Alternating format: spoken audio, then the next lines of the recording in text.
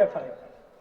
যেমন আমি এই কথাগুলো বলছি না, দেখবেন যে খারাপ ভাবে নিবেন না, কেউ কেউ পরে বলবে যে ওয়াজ করে নাই, কি কি জানি কইছে, ওয়াজ করে নাই মানে আয়াত বললাম হাদিস বললাম তারপরে এটা ওয়াজ না, কি কি জানি কইছে। কি কি কইছে? হুজুরে বিশেষ কোনো আমলের কথা বলে নাই। আমল এবং ইমান আপনি ভালো করে বুঝে নেন, তখন বুঝবেন আপনার আমল কোন জায়গা আর ইমান কোন জায়গা, তখন বুঝবেন।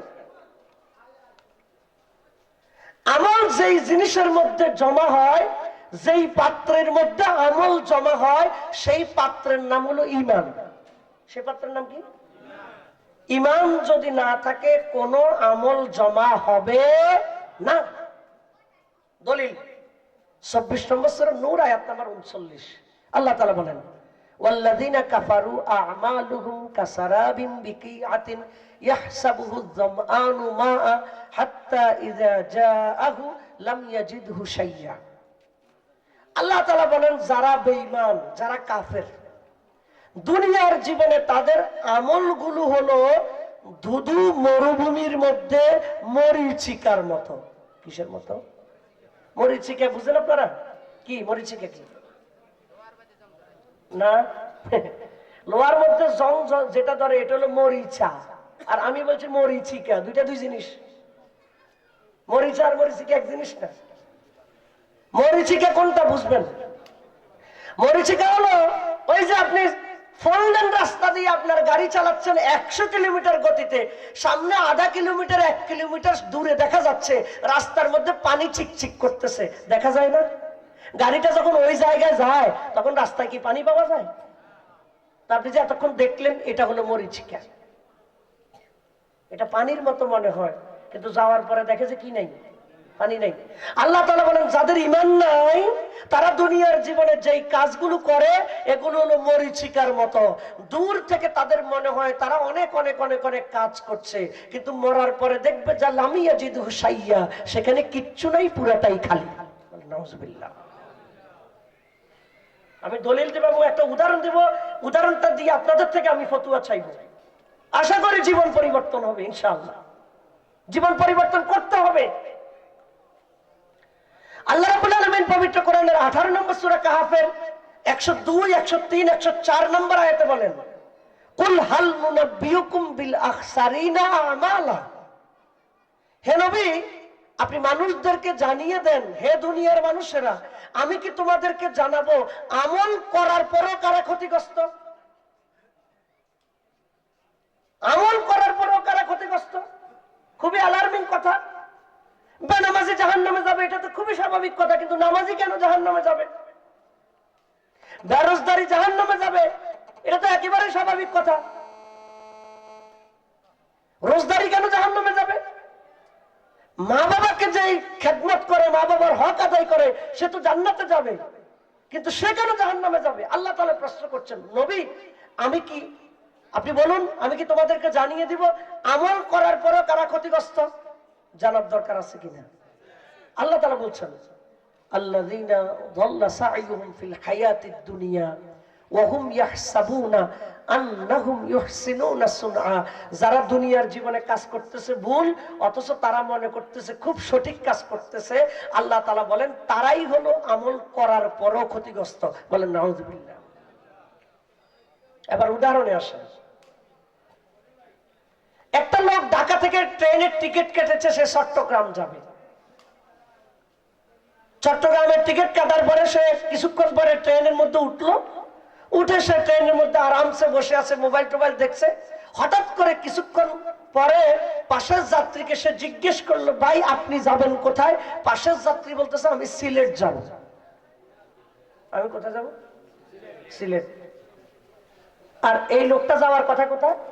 চট্টগ্রাম। চট্টগ্রামের টিকিট কেটেছে, তার টিকিট কাটা হালাল টাকা দিয়ে কাটছে, টিকিটটা শুদ্ধ, কোনো সমস্যা নেই। কিন্তু সে যখন যাবে চট্টগ্রাম, পাশের সিটের যাত্রী যখন বলছে যে সিলেট যাব, তখনই তো তার চিন্তা করার দরকার ছিল, নিশ্চয়ই কোনো এক জায়গায় একটা ভেজাল লেগেছে, হয় সে ভুল করছে নতুবা আমি ভুল করছি। এটা তার চিন্তা করার দরকার ছিল না? কিন্তু সে এই চিন্তা না করে বলতেছে, দেখেছেন ভাই, বিজ্ঞানের কি অস্বাভাবিক এক আবিষ্কার। একই ট্রেনের এক সিট যাচ্ছে চট্টগ্রাম, আরেক সিট যাচ্ছে সিলেট। বিজ্ঞানের অস্বাভাবিক আবিষ্কার। এটা কি বিজ্ঞানের আবিষ্কার তার, নাকি তার মাথা সমস্যা? যখন আপনি দেখলেন যে আপনি চট্টগ্রামের জায়গায় সিলেটের ট্রেনে উঠে গেছেন, তখনই আপনার টিকিটটাকে আবার মিলানোর দরকার ছিল, গাড়িটাকে আবার মিলানোর দরকার ছিল, ভালো করে যাচাই করার দরকার ছিল। সে কি তার ভুল নাকি আপনার ভুল? কিন্তু নিজের ভুলের চিন্তা না করে সে যুক্তি দাঁড় করাচ্ছে। ওলামায়ে কেরাম কোরআন এবং হাদিস দিয়ে বলছে, আপনি যেই পথে চলছেন এটা ঈমান বিরোধী কাজ। আপনি আল্লাহর আইনের পরিবর্তে মানুষের আইনের স্লোগান দিচ্ছেন, এটা ঈমান বিরোধী কাজ, এটা কুফরি কাজ। আপনি সেই কাজকে, ওলামায়ে কেরামের বক্তব্যকে আপনি ধর্ম ব্যবসা বলছেন। নিঃসন্দেহে হয় ওলামায়ে কেরামের ভুল, নতুবা আপনার ভুল। নিঃসন্দেহে দুইজনের কারো ভুল আছে, নিঃসন্দেহে কারো ভুল আছে। হয় হুজুর ধর্ম ব্যবসা করছে, নতুবা আপনি কুফরি পথে আছেন, আপনি ঈমান বিরোধী পথে আছেন। দুইটার একটা। আপনার যদি বিবেক বুদ্ধি থাকে, আপনি যাচাই করে দেখবেন আপনি কোন জায়গায় আছেন। আপনি যদি যাচাই করে যদি না দেখেন, আপনি যদি পাল্টা যুক্তি দেন, একটা সিট যাচ্ছে চট্টগ্রাম, আরেকটা যাচ্ছে সিলেট, ওই লোক যেরকম পাগল আপনি এরকম পাগল, আপনি বেঈমান অবস্থা আল্লাহর দরবারে উঠতে হবে। আপনি যাচাই করুন। আমল করার পরেও কারা ক্ষতিগ্রস্ত? এবার আপনাদের থেকে আমি ফতোয়া নিব, জটিল ফতোয়া। রাসূল সাল্লাল্লাহু আলাইহি ওয়াসাল্লাম বলেছেন, আনা ওয়া কাফিলুল ইয়াতীমে ফিল জান্নাতে হাকাযা। সবাই মনোযোগ দেন, 1 মিনিট পরে এই হাদিসের আলোকে আপনারা ফতোয়া দিবেন, সবাই ফতোয়া দিবেন। আল্লাহ রাসূল সাল্লাল্লাহু আলাইহি ওয়াসাল্লাম বলেছেন, আনা ওয়া কাফিলুল ইয়াতীমে ফিল জান্নাতে হাকাযা। রাসূল সাল্লাল্লাহু আলাইহি ওয়াসাল্লাম বলেন, আমি এবং এতিমের লালন পালনকারী দুইজনই, আমি এবং এতিমের লালন পালনকারী দুইজনে জান্নাতে একসাথে থাকবো। এই কথা বলে রাসূল সাল্লাল্লাহু আলাইহি ওয়াসাল্লাম তার 2টি আঙ্গুল মোবারক একসাথে করেছেন। সুবহানাল্লাহ। আল্লাহ রাসূল সাল্লাল্লাহু আলাইহি ওয়াসাল্লাম এবং এতিমের লালন পালনকারী দুইজনে একসাথে জান্নাতের মধ্যে থাকবে। দুইজনে একসাথে জান্নাতের মধ্যে থাকবে। কে কে? এতিমের লালন পালনকারী এবং রাসূল সাল্লাল্লাহু আলাইহি ওয়াসাল্লাম। এটা হাদিস। বলেন তো দেখি, পৃথিবীর সর্বশ্রেষ্ঠ এতিম কে ছিলেন?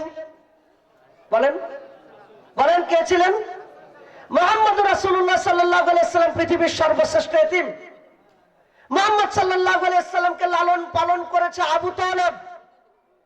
পৃথিবীর সাধারণ কোন এতিমকে লালন পালন করেন নাই।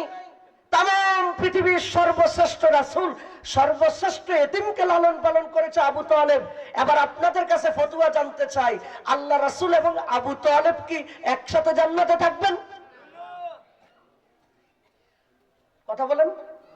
আল্লাহ রাসূল কি বলেন নাই আমি এবং এতিমের লালন পালনকারী একসাথে জান্নাতে থাকবো? আল্লাহ রাসূল কি কথা বলেন নাই? আবু তালেব তো সাধারণ কোন এতিমকে লালন পালন করেন নাই, বিশ্ব নবীকে লালন পালন করেছেন। তাহলে আবু তালেব এবং আল্লাহ রাসূল কি একসাথে জান্নাতে থাকবেন? কেন থাকবেন না? আবু তালেবের আমল আছে, ঈমান নাই। আপনি যে বলছেন আমি 10 লক্ষ টাকা একটা মসজিদে দিয়েছি, আপনার আমল আছে, আপনার ঈমান আছে কিনা আপনি যাচাই করেছেন? আপনি যে বলেছেন আমি 32 বার উমরা করেছি, হ্যাঁ আমি স্বীকার করছি আপনি 32 বার উমরা করেছেন, নিঃসন্দেহে এটা আপনার আমল, কিন্তু আপনার ঈমান আছে কিনা আপনি যাচাই করে দেখেছেন? কথা বুঝেন নাই? আপনার আমল তো আছে, আপনার আমল তো আমি অস্বীকার করছি না। আপনার ঈমান কোন ফাঁক দিয়ে চলে গেছে আপনার খবর নাই। আবার আয়াতে আসেন, আলাম তারা ইলাল্লাযিনা ইয়াজউমুন, হে নবী আপনি কি তাদেরকে দেখেননি যারা ঈমানের দাবি করে? আল্লাহ তাআলা বলেন, নবী অধিকাংশ মানুষ ঈমানদার দাবি করার পরও মুশরিক। আপনি বলবেন হুজুর আপনি আমার ঈমানের উপরে প্রশ্ন তুলছেন কেন? না, আপনার ঈমানের ব্যাপারে প্রশ্ন আমার তোলার অধিকার নাই। আমি আল্লাহর আয়াত বলে দিচ্ছি, তখন আপনি বুঝতে পারবেন আপনার ঈমানের দশাটা কোন জায়গায়। আল্লাহ রাব্বুল আলামিন পবিত্র কোরআনের 4 নম্বর সূরা নিসার 150 এবং 151 নম্বর আয়াতে বলছেন, কিছু মানুষে বলে নুমিনু বিবাদিন ওয়া নাকফুরু বিবাদ, কিছু মানুষে বলে আমরা আল্লাহর কিতাবের কিছু অংশ মানি, কিছু অংশ অস্বীকার করি। বলেন তারা কি সব অস্বীকার করে? কথা বলেন, সব অস্বীকার করে? কতটুকু অস্বীকার করে? কিছু অংশ।